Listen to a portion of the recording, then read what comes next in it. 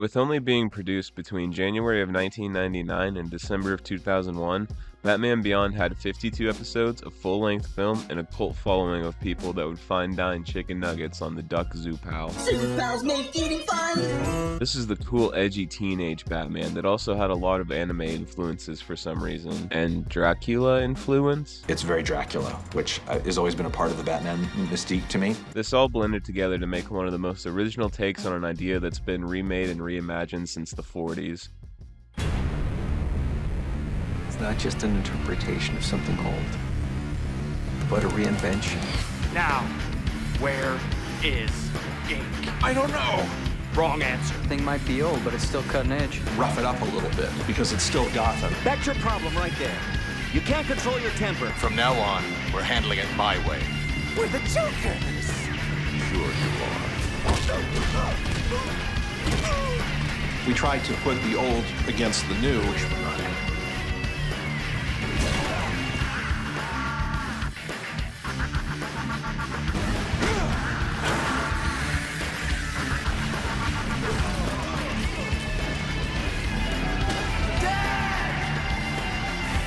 Good luck. I am Batman.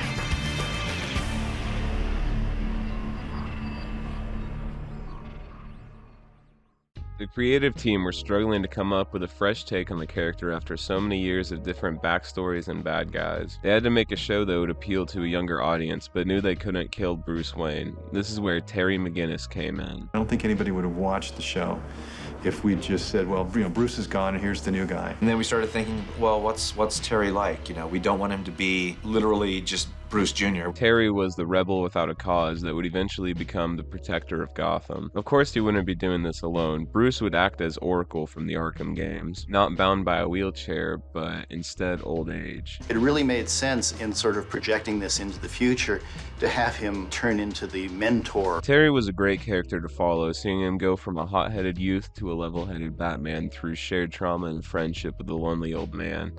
It'd be a real shame if someone came in here and fucked all that up. That's very controversial to this day. There are still people who think it's really, really cool, some people who are indifferent to it, and other people who just think it's just a travesty. This decision to retcon the lore didn't just piss off people who changed their Pokemon names, it also pissed off people who made the show. Some of them agree with that, some of them didn't. I think it's pretty clear which side Bruce was on. No, they really didn't have anything to do with each other. It makes Terry, kind of a victim of fate, and that he was just Bruce Wayne Jr., which we deliberately set out not to do. The team was playing with the idea of Terry being related to Bruce somehow, but they dropped it fairly early on because they thought it would bind Terry by fate, which would take away from his character growth. Crazy idea, I know. It was an idea that we had played with back at the time when we were doing Batman Beyond. It never really progressed beyond a few discussions we had. The new Gotham is quite the city, and a lot of thought was put into its design. The buildings were taller, with the rich living in the clouds and the impoverished living in the streets. The abundance of Japanese influence due to international trade and commerce. The massive corporate buildings catering to the hyper-capitalist society that run the money. Cultures were coming together and mashing up. Capitalism was becoming international and sort of mega capitalism, and there's this sort of concentration of power among the few. The wealthy and powerful riding around in hover vehicles while everyone else still has to get new tires after 60,000 miles. So we figured, okay, very few people would actually have flying cars in the future. The technology exists, but it's very, very expensive. So probably only the very, very rich would have flying cars. In other adaptations, Gotham was like Batman's playground, but in Beyond, they made the city feel like a jungle that'll swallow up the weak and take advantage of the vulnerable. This level of thought and consideration was also put into the suit design. They wanted something from the future, but also wanted to be somewhat realistic about it. We didn't want, when he turned invisible, we wanted for the audience to still be able to see him. At the same time, we also figured, hey, that kind of makes sense. If they ever do come up with some kind of invisibility gadget, it's still not going to be perfect. You're still going to probably see a hint of that person there. This led to the sleek black suit we've all come to love, accented by the piercing red bat symbol and the cape highlights. We came very close to getting some just straight up mid. I also never realized this before, but the suit is actually controlled by the user's brain. Controlled by the mind, and so batarangs, instead of having to pull them out, they just pop up within the suit. This show really went hard in the paint. This shit bussin', no cap swag. I watch movies the right way. Sakamoto sensei.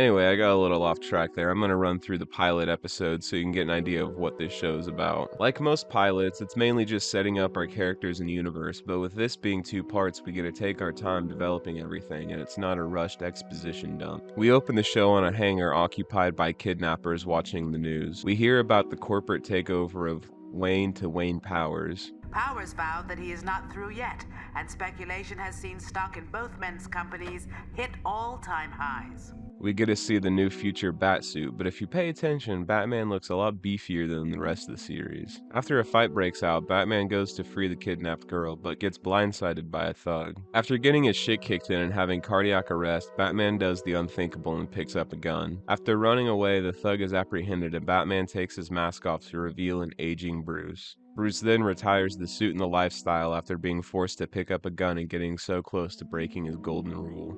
Never again.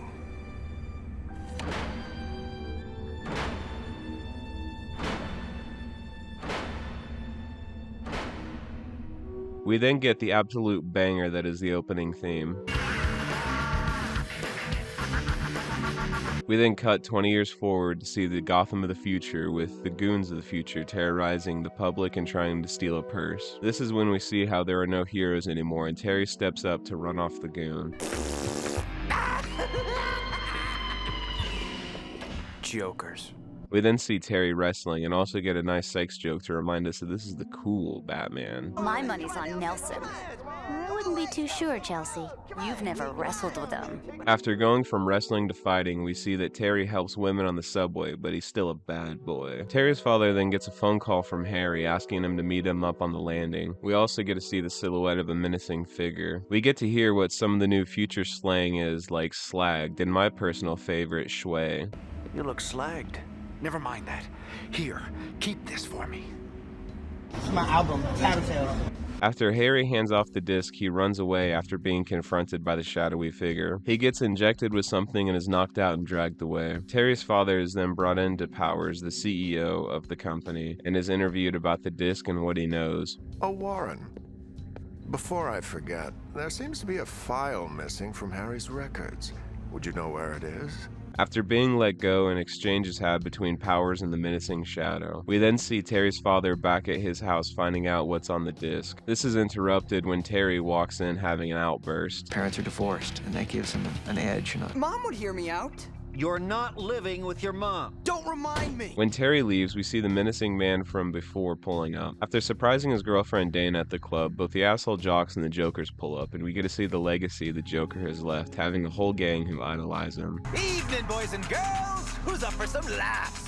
After trashing the jock's car and kidnapping Dana, we see Terry unleash the beast on these fools. After taking a few of them out, we see more coming in, and Terry decides to run for it, taking one of the Joker's bikes and speeding off. A chase ensues, which is quite pleasing on the eyes, and it leads to Wayne Manor. This is where we see current-day Bruce, and after the Jokers try intimidating Bruce, commences to opening a fermented can of whoop ass on him. We're the Jokers. Sure you are.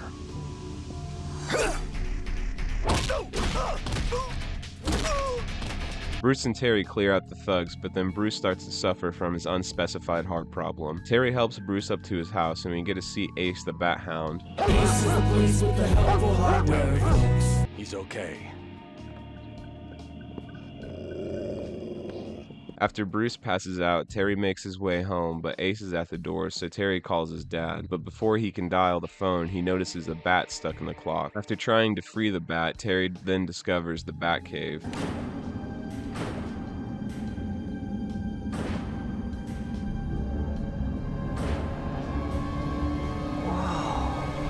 Bruce finds Terry down there and is understandably pissed and kicks him out. When Terry gets home, he sees that the police are there and rushes into one of the most iconic scenes of the show. Where is he? Where's Dad? Honey, Dad? The police say it was a robbery gone wrong by the Jokers, which makes Terry feel like he's responsible for what happened. This, combined with the last words Terry said to his father, makes Terry's crime alley. I'm not afraid of those guys. We could have fought them off, me and Dad. We could have fought. I yelled at him, Mom. He grounded me and I wouldn't listen. After looking at the disc Harry gave his father, Terry realizes that it wasn't the Jokers that killed his father. Dana drops Terry off at Wayne Manor, and we see Terry trying to get Bruce to help him. After telling Bruce off, the gate opens and the first episode ends with Bruce looking out of his window.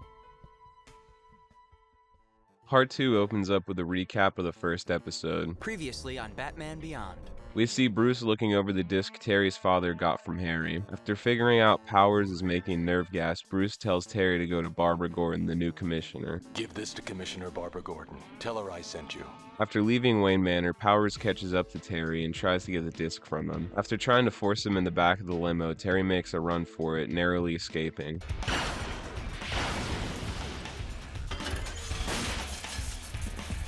We then cut back to Bruce, who is watching TV and is interrupted when Ace starts barking. After letting us know he still has it after all these years, he follows Ace to the Batcave, where he discovers that Terry stole the Batsuit.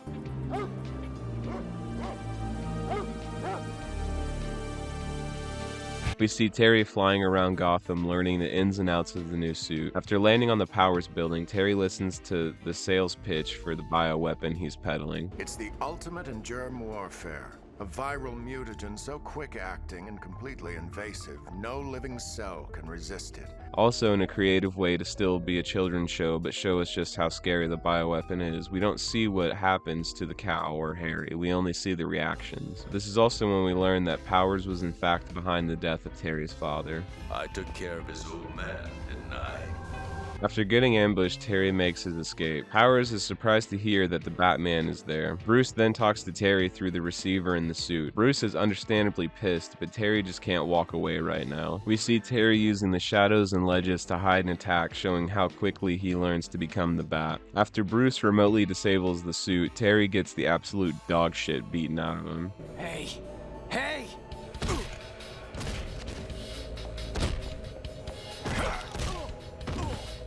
Bruce just sits there and listens to Terry getting the shit beaten out of him, and between Terry almost getting shot and Ace giving Bruce that look, Bruce eventually lets Terry regain control, leading him to a hidden passage in a broom closet. Yeah! Getting some time to breathe, Terry tells Bruce why he's there and why this means so much to him. The guy who murdered my dad is on that transport. This is my one chance to nail him.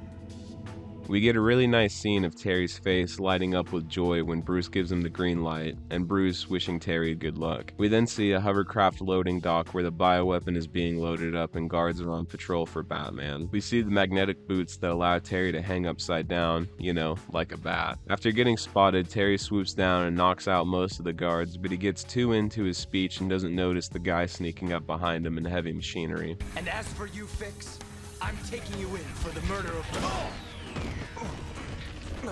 We also see that Powers is grade A villain material with how he hunts down Terry. Like shooting skeet. After Terry gives Powers a taste of his own medicine, he makes his way to the cargo. We get a chilling scene of Powers getting affected by the gas and everyone around him running away while he screams. Help me! Help me! After getting into the cargo craft, Batman gets into a fight with Mr. Fix, and we hear the iconic line, "Say the line, Bart!" I am Batman. After Terry kicks Mr. Fix off of him, he's sent into the control panel, which reacts with his electric brass knuckle things and fixes Mr. Fix to the panel. This means that when the ship goes down, Mr. Fix goes down with it. This isn't Bruce who's going to try and save everyone, this is Terry who's getting the fuck out of there and not looking back. We then see the morning after with Terry getting woken up by his mom. She tells him that Bruce is there and we get one of the best scenes of the show. Very good then, Mr. McGinnis. Welcome to my world.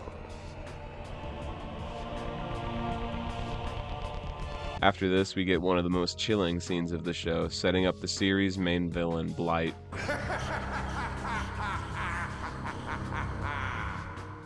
Alright, that wraps up this video. I hope you guys enjoyed it. Y'all really enjoyed the last video, you know, thank you for all the views and likes and shit, it really helps me out. Also, go ahead and check out the new music video I just worked on, Mama Told Me by C-Max. It's pretty fire if I do say so myself. So the next video I work on is probably going to be the Death Note Part 4. That'll be coming out, but I also did just find the DVD for Video Games Live, which is quite a time capsule of the early 2000s.